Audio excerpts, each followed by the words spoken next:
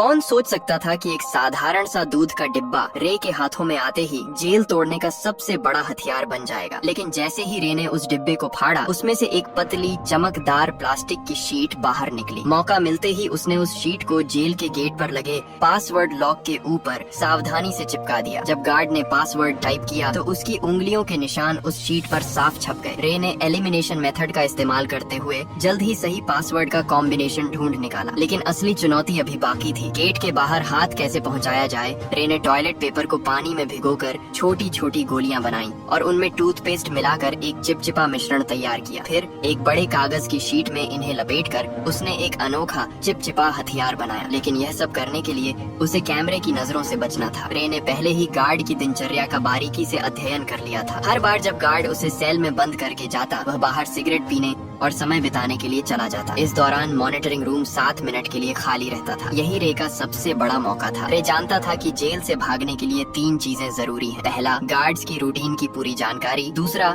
Jail के ढांचे का सटीक अंदाजा। और तीसरा, बाहर किसी भरोसेमंद साथी का होना। रे ने पहले 2 चीजों पर पकड़ बना ली थी। उसने जेल के पास एक कमजोर जगह भी ढूंढ निकाली थी, एक फायर स्टेशन जो जेल की दीवार से सटा हुआ था। रे के पास ब्लैक सेल की लोकेशन का भी पता था। सब कुछ दिमाग में सेट करने के बाद उसने अपने प्लान को अमल में लाना शुरू किया। उसने जानबूझकर एक कैदी पर हमला कर उसे घायल कर दिया। जैसा उसने सोचा था वैसा ही हुआ। गार्ड्स ने उसे सजा के तौर पर ब्लैक सेल में डाल दिया। जब गार्ड खाना देने आया, रे ने चुपके से कागज की गोली छोटी खिड़की के ताले में डाल दी, जिससे वह आसानी से खुल गई। पासवर्ड सिर्फ 4 अंकों का था, जिसे रे ने चुटकियों में क्रैक कर लिया। ब्लैक सेल से निकलते ही उसने मॉनिटरिंग सिस्टम को हैक कर 1 मिनट पुराना फुटेज चला दिया ताकि गार्ड्स को कुछ पता न चले। इसके बाद उसने फायर स्टेशन से जुड़ी वेंटिलेशन पाइपलाइन को खोज निकाला। जब गार्ड सिगरेट पीने में व्यस्त थे, रे उस पाइप के रास्ते रेंगता हुआ बाहर निकल गया। बाहर उसकी साथी पहले से ही तैयार थी। उसने एक छोटी कार में विस्फोट कर दिया, जिससे फायर अलार्म बज उठा। गार्ड्स ने सीसीटीवी फुटेज चेक की,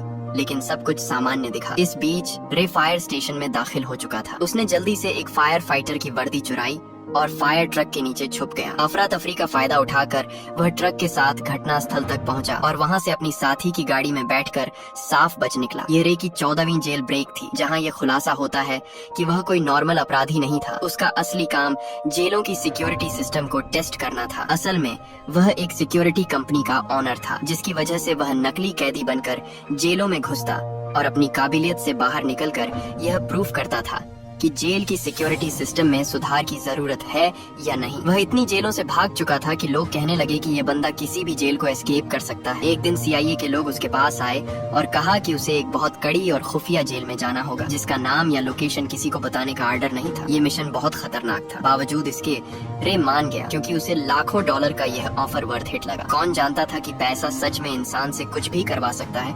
उन्होंने रे को एक नई पहचान और एक सीक्रेट एग्जिट कोड दिया, जिसका इस्तेमाल वह अगर कुछ गलत हो तो भागने के लिए कर सकता था। जाने से पहले उन्होंने उसके शरीर में एक ट्रैकिंग डिवाइस भी लगाया। जल्दी ही वह दिन आ गया जब उसे जानबूझकर अरेस्ट होना था, लेकिन अचानक कुछ लोगों ने उसे अगवा कर लिया और इलेक्ट्रिक शॉक दे दिया। इससे पहले कि उसे कुछ समझ आता, उन्होंने उसके हाथ से ट्रैकिंग डिवाइस को निकाल दिया और उसे बेहोश कर दिया। जब उसकी आंखें खुली तो उसने खुद को एक अजीब सी जेल में पाया, जिसमें हर रूम कांच का बना हुआ था और वहाँ हर जगह कैमरे थे। उसके आसपास सभी कैदियों को भी ऐसे ही 24 घंटे सुपरविजन में रखा गया था। ये जेल पूरी तरह से हवा में लटकी हुई थी, जिससे कोई भी कैदी जमीन खोदकर भागने का सोच भी न सके। ये देखकर रे को तुरंत समझ आ गया कि वह एक बुरी सिचुएशन में फंस चुका है। वहाँ से जितना जल्दी हो सके निकलने के लिए उसने सीक्रेट कोड बोला, लेकिन जेल का जेलर एक टेढ़े दिमाग का आदमी निकला। उसने बिना कुछ सुने रे को फिर से बंद कर दिया। अब यहाँ ये राज सामने आता है कि जेलर किसी ऐसे आदमी से मिला हुआ था जो रे का दुश्मन था। कुछ देर बाद उसने देखा कि यहाँ के गार्ड्स पूरी तरह से हथियारों से लैस हैं और चेहरे पर काले मास्क लगाकर घूमते हैं, और गार्ड्स की संख्या भी कैदियों से कई ज्यादा थी, जिसकी वजह से उनका जब मन करता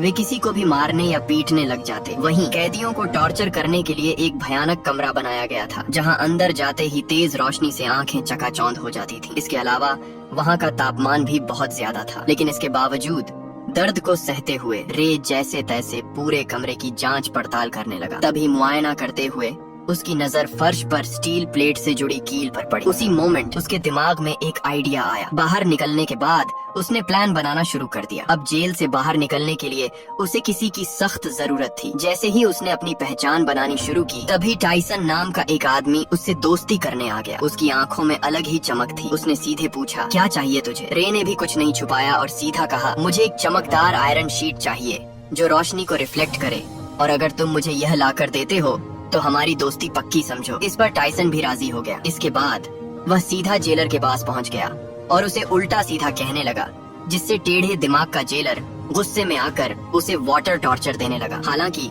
इसी बीच टाइसन ने चालाकी से उस कमरे का ड्रेन कवर निकाल लिया। काफी मार खाने के बाद उसने वह कवर रे के हवाले कर दिया। रे को लगा, वाह, ये आदमी तो काफी शातिर खिलाड़ी निकला। टाइसन से इम्प्रेस होकर उसने अपनी असली पहचान बता दी कि मैं एक जेल ब्रेकर हूँ। इसी के साथ उसने अपना एनालिसिस भी बताया कि इस जेल का स्ट्रक्चर वर्टिकल है, जिसका मतलब यह जेल अंडरग्राउंड में बनाई गई है। दरअसल जब रे टॉर्चर रूम में था तो उसने जमीन के नीचे से पानी की आवाजें सुनी थी, जिसका मतलब वहाँ एक पानी की पाइपलाइन हो सकती है जिससे उन्हें भागने का रास्ता मिल सकता है। इस सब के बाद टाइसन ने जानबूझकर जेल के गुंडे मार्को ब्रदर्स से पंगा ले लिया। उधर रे ने एक रोटी को हथेली में छिपा लिया। फिर जैसे ही मार्को के आदमियों ने जेल में मारपीट मचाई, प्लान के अकॉर्डिंग दोनों को टॉर्चर रूम में डाल दिया गया। वहाँ पहुँचते ही रे ने फौरन ड्रेन कवर निकाला और उसकी रिफ्लेक्शन से कीलों पर फोकस डाला। देखते ही देखते हाई टेम्परेचर की वजह से वे कीलें पिघल कर बाहर निकलने लगी और एक एक करके कुछ ही सेकंडों में उसने सभी को निकाल लिया। फिर उसने रोटी का टुकड़ा मुंह में डालकर टाइसन को इशारा किया ताकि वह गार्ड का ध्यान अपनी तरफ खींचे। इसके बाद टाइसन ने अपना काम शुरू कर दिया, जिससे जेलर का ध्यान उसकी तरफ चला गया। वहीं रे ने तुरंत गीली रोटी को सीसीटीवी कैमरे पर चिपका दिया ताकि अंदर की फुटेज न दिखे। फिर वह फ्लोर से नीचे उतर गया और पाइपलाइन में चढ़ते हुए आगे बढ़ने लगा, लेकिन बदकिस्मती से रास्ते में गलती से एक तार टूट गया, जिससे पानी बाहर आने लगा। आखिरकार जब वह ऊपर पहुंचा तो उसके पैरों तले जमीन खिसक गई, क्योंकि यह जेल जमीन के नीचे नहीं बल्कि समुद्र के बीचों बीच पानी की एक विशालकाय शिप में थी, जहां से भाग पाना नामुमकिन था। इस बीच पानी लीक होकर जेल के अंदर भरने लगा, जिसकी वजह से टॉर्चर रूम के कैदियों को रिहा कर दिया गया। खुशकिस्मती से रे गार्ड्स की नजरों से छिपकर समय पर वापस आकर बच गया। हालांकि दूसरी ओर एक नई मुसीबत उसका इंतजार कर रही थी। दरअसल जेलर को फर्श पर छोड़ी गई कीलें मिल गईं, जिससे वह समझ गया कि रे ने जेल तोड़ने की कोशिश की है। उसके बाद उसने फौरन एक आदमी को कॉल लगाया, जहां यह राज खुला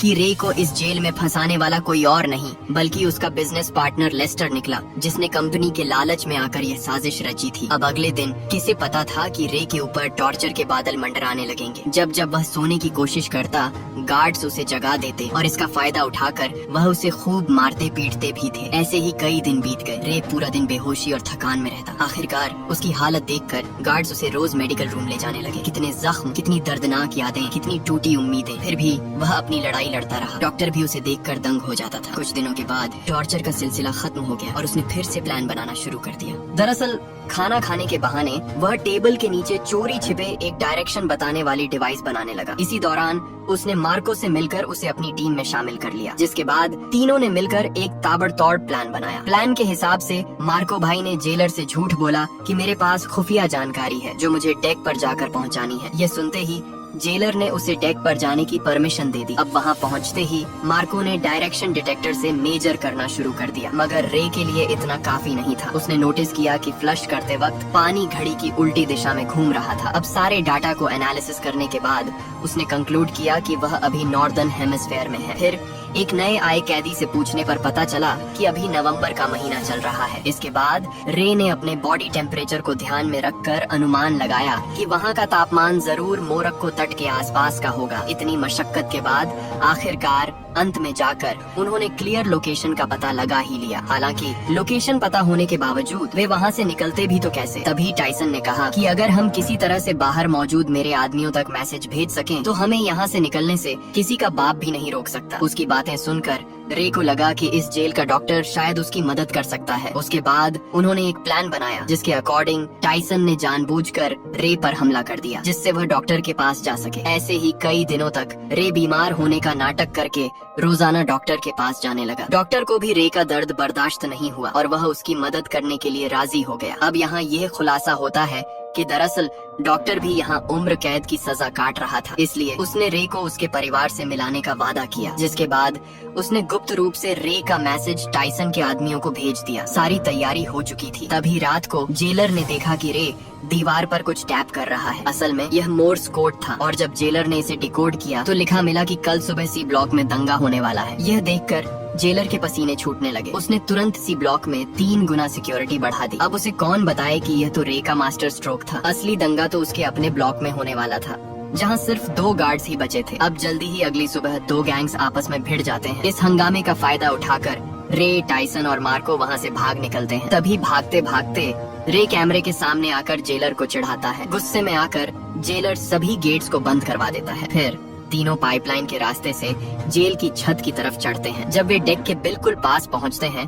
तो उनका रास्ता एक इलेक्ट्रॉनिक गेट से बंद हो जाता है, जिसे खोलने का बस एक ही रास्ता था कि पूरी जेल का पावर ऑफ कर देना। इस जोखिम भरे काम से सबको वापस पकड़ा जा सकता था। वहीं दूसरी तरफ जेलर ने मोशन डिटेक्टर के जरिए उनकी लोकेशन ट्रेस कर ली और फिर सारे गार्ड्स उनके पीछे लग गए। तभी भागने के दौरान मार्को को गोली लग जाती है। वह समझ जाता है कि उसका जिंदा बचना अब मुश्किल है, इसलिए वह अपने साथियों को भागने को कहता है और अकेले गार्ड्स को रोकता है। जैसे तैसे रे नीचे पावर रूम तक पहुंचकर पूरे शिप का पावर ऑफ कर देता है और ऊपर गेट खुलते ही टाइसन तुरंत डेक तक पहुंच जाता है। खुशकिस्मती से वहां हेलीकॉप्टर भी पहुंच चुकी थी, लेकिन टाइसन के मजबूत इरादों की वजह से वह रे को अकेला छोड़कर जाता भी तो कैसे। उसने मशीन गन उठाई और सामने आने वाले गार्ड्स पर गोलियां चलानी शुरू कर दी। वहीं दूसरी तरफ रे छुपकर पानी के एक टैंक में घुस गया, जहां उसे ढूंढ पाना मुश्किल था। यह देखकर जेलर ने तुरंत आदेश दिया कि शिप को दोबारा रिस्टार्ट करो, जिससे जिस पानी के टैंक में रे छुपा था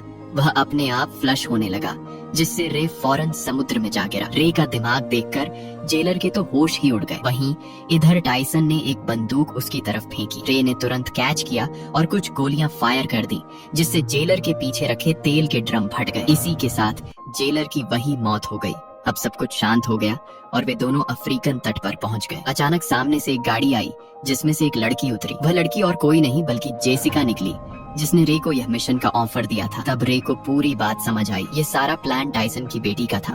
दरअसल जेसिका ने अपने पिता को बचाने के लिए उसे जेल में भिजवाया था और रे की चालाकी से उसे बाहर भी निकलवा लिया। आखिरकार रे के चेहरे पर एक प्यारी सी मुस्कान खिल उठी और ऐसे ही संघर्ष और हार न मानने के जज्बे से वे लोग अपने परिवार से वापस मिल सके। यही मुलाकात इस खूबसूरत फिल्म का अंत बन गई। तो दोस्तों, आशा है आपको कड़ी मेहनत और उम्मीद से भरी ये मूवी पसंद आई होगी। अगर पसंद आई है तो प्लीज नीचे आ रही इन वीडियोस को भी जरूर देखें और वीडियो को लाइक करके चैनल को सब्सक्राइब कर लें, जिससे आपको और भी मूवीज देखने मिल सके।